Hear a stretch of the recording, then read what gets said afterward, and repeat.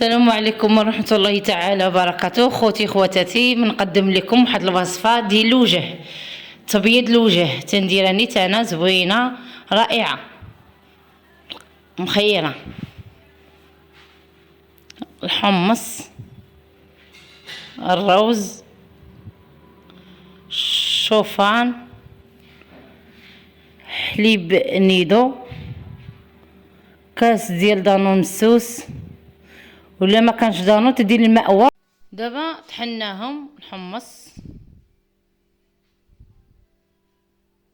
الروز،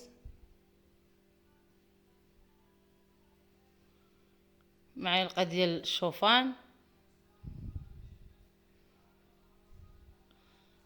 معلقه ديال النيدو،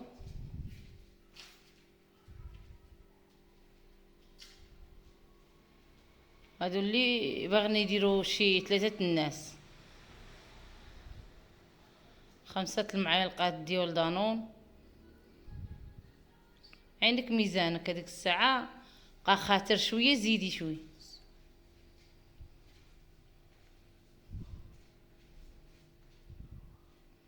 لكن باقي قاصح زيدي شويه يجرى شويه.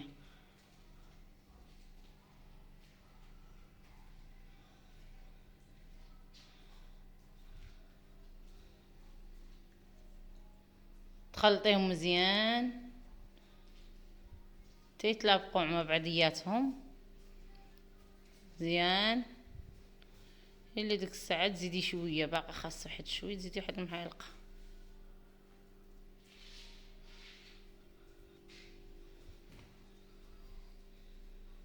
طربيها مزيان هكاك وتحطيها على ضربيها مزيان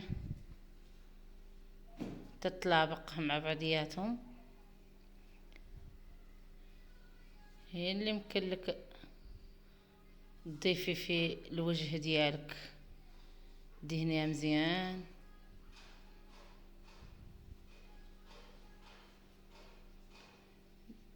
عوض فاش ديري على شكل الوجه بحال هكا، بحال هاد الطريقه